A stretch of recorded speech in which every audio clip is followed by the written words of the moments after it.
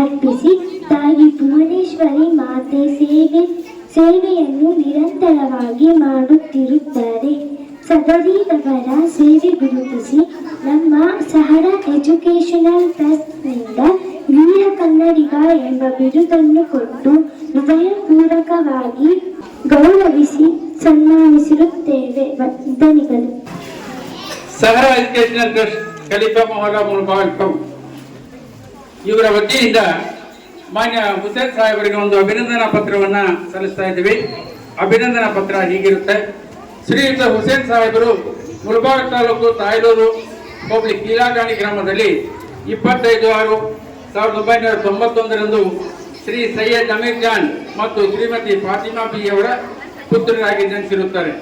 ಮಾನ್ಯ ಹುಸೇನ್ ಸಾಹೇಬರು ಮುಳಬಾಗಿಲು ತಾಲೂಕಿನಲ್ಲಿ ಯುವ ನಾಯಕರಾಗಿ ಕನ್ನಡ ಪರ ಅನೇಕ ಹೋರಾಟಗಳಲ್ಲಿ ತನ್ನನ್ನು ತಾನು ತೊಡಗಿಸಿಕೊಂಡಿರುತ್ತಾರೆ. ತಾಲೂಕಿನ ಗಡಿ ಪ್ರದೇಶಗಳಲ್ಲಿ ಯುವಕರಲ್ಲಿ ಕನ್ನಡದ ಅರಿವು ಮೂಡಿಸಿ ಕನ್ನಡ ಅಭಿವೃದ್ಧಿಗಾಗಿ ತನು ಮನದನ್ನ ಅರ್ಪಿಸಿ ದುಡಿದಿರುತ್ತಾರೆ. ತಾಲೂಕಿನ ಕನ್ನಡ ರಕ್ಷಣಾ ವೇದಿಕೆಯ ಅಧ್ಯಕ್ಷರಾಗಿ ನಿರಂತರವಾಗಿ ಕನ್ನಡ ಭುವನೇಶ್ವರಿ ತಾಯಿಯ ಸೇವೆಯನ್ನು ಮಾಡುತ್ತಾ ಕನ್ನಡ ಪರ ಹೋರಾಟಗಾರರೆಂದು ಜನರ ಮೆಚ್ಚುಗೆಗೆ ಪಾತ್ರರಾಗಿರುತ್ತಾರೆ.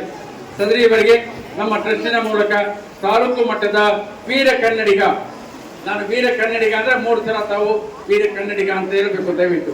ವೀರ ಕನ್ನಡಿಗ, ವೀರ ಕನ್ನಡಿಗ, ವೀರ ಕನ್ನಡಿಗ, ವೀರ ಕನ್ನಡಿಗ ಎಂಬ ಬಿರುದನ್ನು ಕೊಟ್ಟು ಈ ಅವರ ಸೇವೆಯನ್ನು ಗುರುತಿಸಿ ಗೌರವಪೂರ್ವಕವಾಗಿ ಕೃತಜ್ಞತೆಗಳನ್ನು ಸಲ್ಲಿಸಿ ಅಭಿನಂದಿಸಿ ಸನ್ಮಾನಿಸುತ್ತಿರುತ್ತೇವೆ.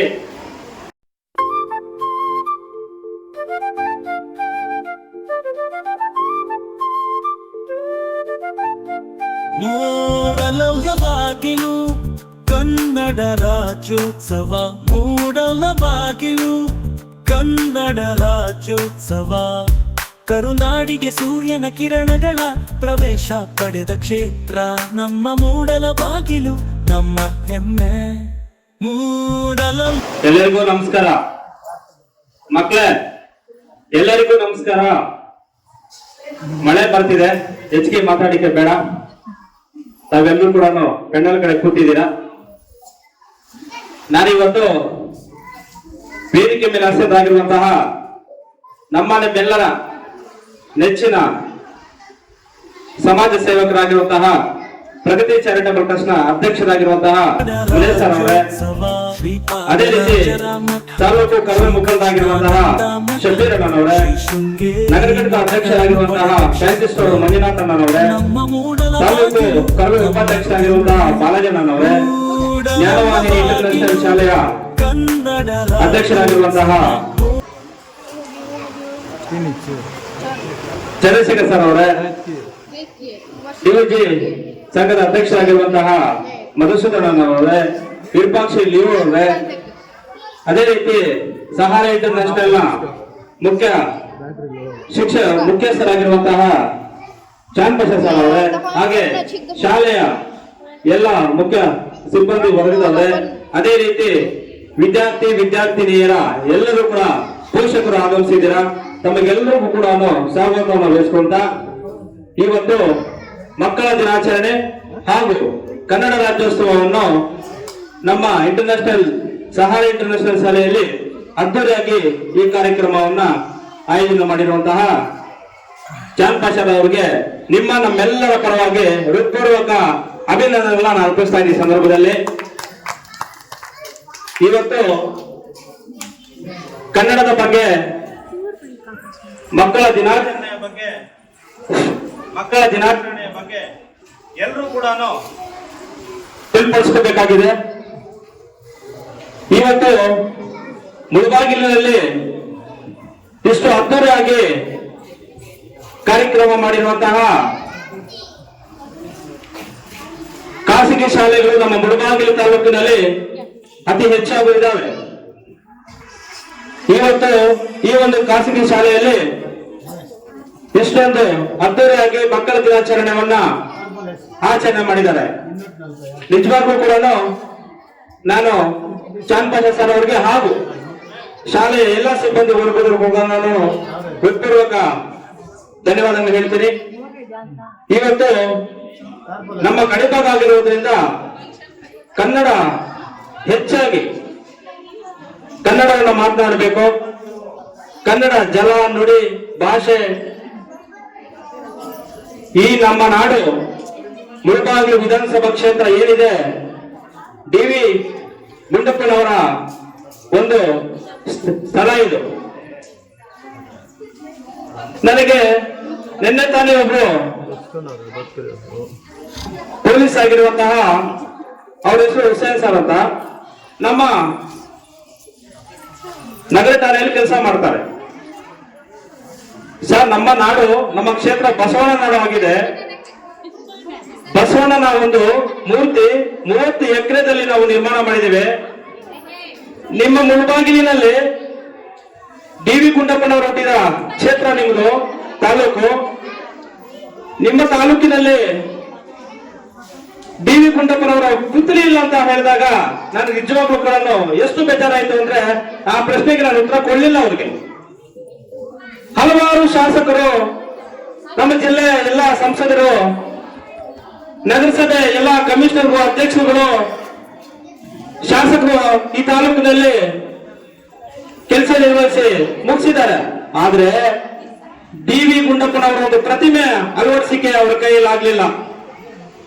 ಯಾಕೆ ಅಂದ್ರೆ ಇದು ಬೇಸರದ ಸಂಗತಿ. ನಮಗೆ ಒಬ್ಬ ಪೊಲೀಸ್ ಆಗಿರುವಂತಹ ಒಂದು ಪೊಲೀಸ್ ಅಧಿಕಾರಿ ನಮಗೆ ಕೇಳಿದಾಗ, ನಮ್ಮ ತಾಲೂಕಿನಲ್ಲಿ ಬಸವೇಶ್ವರ ಒಂದು ದೊಡ್ಡ ಪುತ್ರಿಯನ್ನು 30 ಎಕರೆ ಅನುಮಾನ ಮಾಡಿದೀವಿ, ನಿಮ್ಮ ಮುಳಬಾಗಿಲಿನಲ್ಲಿ ಇರುವಂತಹ ಜಾಗದ ಅನುಮಾನ ಮಾಡ್ಕೊಳ್ಳಕ್ಕಾಗಿಲ್ಲ ನಿಮ್ಮ ಕೈಲಿ ಅಂತ ಹೇಳಿದಾಗ ತುಂಬಾ ಬೇಜಾರಾಯ್ತು.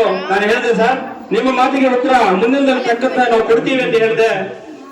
ಆದ್ರಿಂದ ಮಕ್ಕಳಿಗೆ ನಾನು ಹೇಳೋದಷ್ಟೇ, ಶಿಕ್ಷಕರು ತಾವೆಲ್ಲರೂ ಕೂಡ ತಂದೆ ತಾಯಿಗಳು ಕನ್ನಡ ಅಂದ್ರೆ ಏನು, ಮಕ್ಕಳ ದಿನಾಚರಣೆ ಏನು, ನಾವು ಯಾಕೆ ಕನ್ನಡ ಭಾಷೆಯನ್ನ ಮಾತನಾಡಬೇಕು, ನಮ್ಮ ಮಾತೃಭಾಷೆ ಕನ್ನಡ ಭಾಷೆ ಯಾಕೆ ಬೆಳೆಸಬೇಕು, ಯಾವ ರೀತಿ ನಮ್ಮ ಮಕ್ಕಳನ್ನ ಮುಂದೆ ಸಾಗಿಸ್ಬೇಕು, ಯಾವ ರೀತಿ ಮುಂದಿನ ಮಕ್ಕಳನ್ನ ಬೆಳೆಸಬೇಕು, ವಿದ್ಯಾಭ್ಯಾಸ ಯಾಕೆ ಕೊಡ್ಬೇಕು ಅನ್ನೋದನ್ನ ನಿಜವಾಗ್ಲೂ ಕೂಡ ಸಹಾರ ಇಂಟರ್ನ್ಯಾಷನಲ್ ಶಾಲೆಯಲ್ಲಿ ನಾನು ಈ 3 ಕಾರ್ಯಕ್ರಮಕ್ಕೆ ಭಾಗಿಯಾಗಿದ್ದೀನಿ. ನಮ್ಮ ತಾಲೂಕಿನಲ್ಲಿ ನನಗೆ ಗೊತ್ತಿದ್ದ ಮಟ್ಟಿಗೆ ನಿಜವಾಗ್ಲೂ ಕೂಡ ಹೇಳ್ತೇನೆ, ಸಹಾರ ಇಂಟರ್ನ್ಯಾಷನಲ್ ನಾನೇನು ಹೊಗಳ್ತಾ ಇಲ್ಲ. ನಾನು ಕಣ್ಣಾರೆ ನೋಡಿ, ನನ್ನ ಕಣ್ಣಾರೆ ನೋಡಿ ನನಗೆ ಮನಸ್ಸಿಗೆ ಬಂದು ನಾನು ಮಾತಾಡ್ತಾ ಇದ್ದೀನಿ.